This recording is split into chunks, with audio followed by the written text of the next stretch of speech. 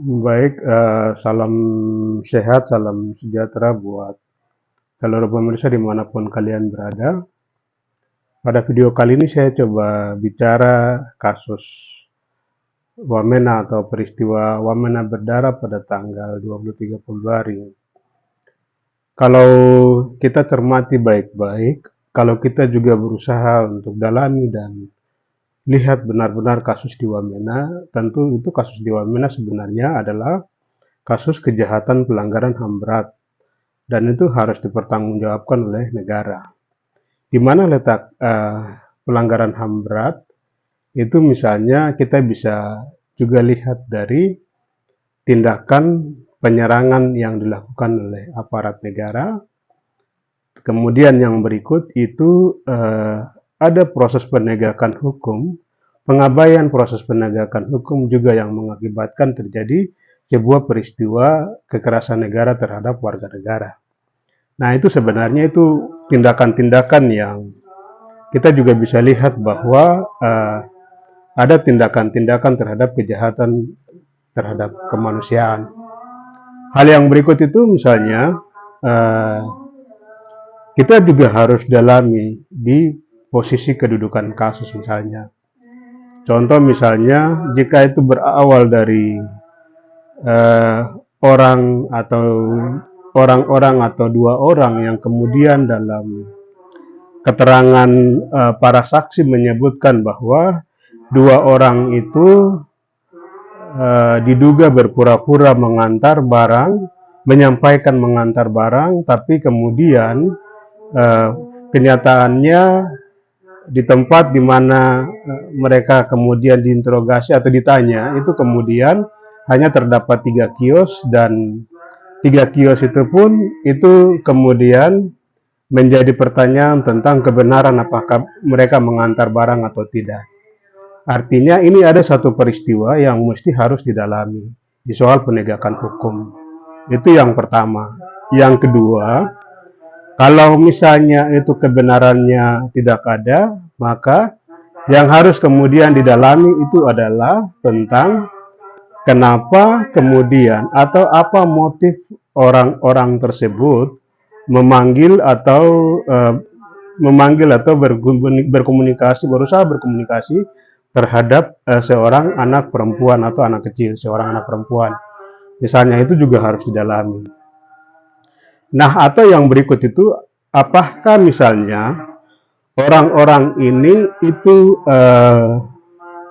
juga bagian dari, misalnya ada satu proses kecurigaan masyarakat misalnya dalam tindakan-tindakan penculikan anak, atau misalnya yang harus dilihat dan didalami itu adalah apakah orang-orang ini juga misalnya mereka berhubungan juga dengan upaya-upaya yang berdampak kepada tindakan-tindakan kejahatan atau tindakan-tindakan pelanggaran HAM berat yang kemudian akan terjadi.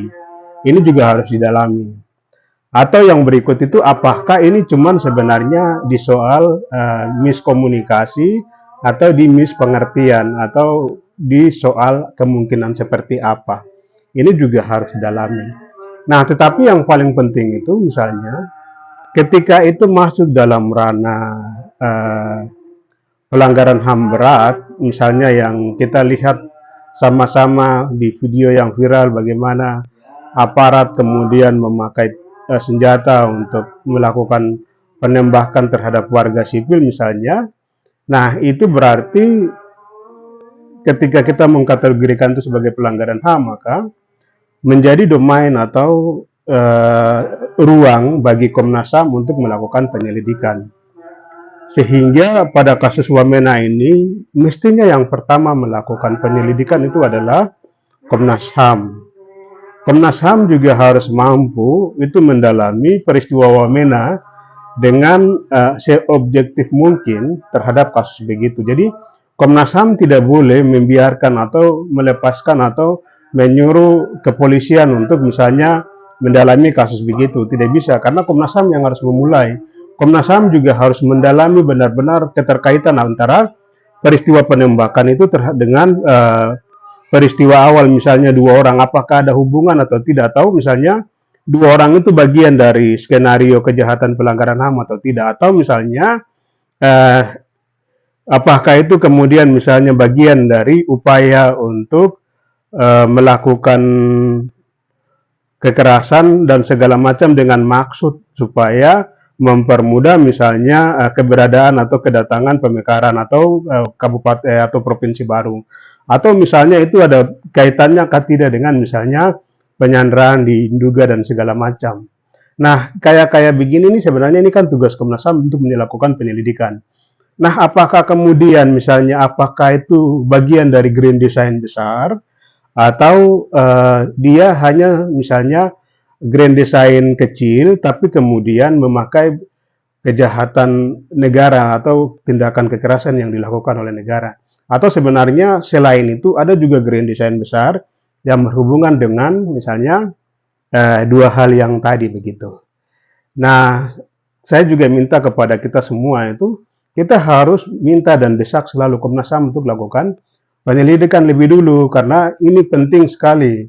Kalau kepolisian yang mulai masuk lebih dulu, itu kan sama dengan seakan-akan ini cuman kasus kriminal biasa saja.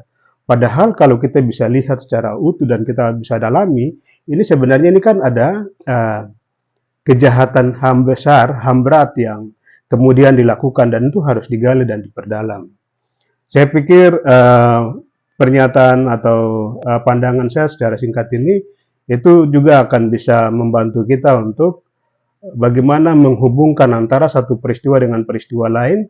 Kemudian juga kita bisa lihat dari peristiwa-peristiwa yang sebelumnya apakah itu juga bagian dari grand design atau seperti apa. Tapi bahwa uh, Komnas HAM itu harus menjadi yang terdepan dalam mengungkap seperti ini. Jadi ketika Komnas HAM misalnya mendalami dari hasil pendalaman mereka, misalnya mereka cuma melihat kasus ini tidak ada hubungan dengan misalnya peristiwa penyanderaan atau misalnya tidak ada hubungan dengan peristiwa pemekaran atau apapun, Komnas HAM harus juga umumkan supaya tapi bahwa kejahatan yang menewaskan warga sipil itu bagian dari kejahatan pelanggaran HAM.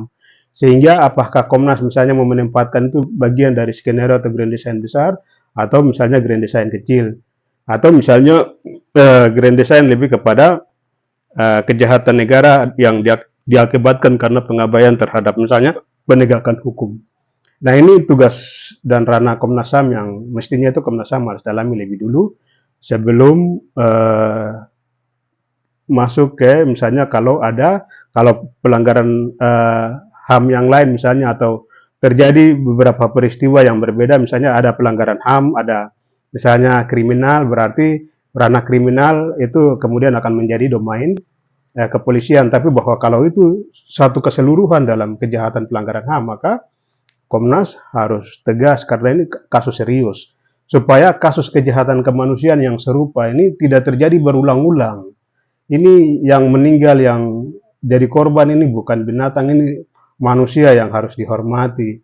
Sebagai cerminan penghormatan kepada nilai-nilai kemanusiaan, nilai-nilai ketuhanan, saya pikir Komnas juga harus serius mendalami kasus peristiwa ini. Dan harus juga objektif mendalami secara keseluruhan. Mungkin dari saya demikian, selamat berapa saja kiranya semangat kita untuk mendesak Komnas melakukan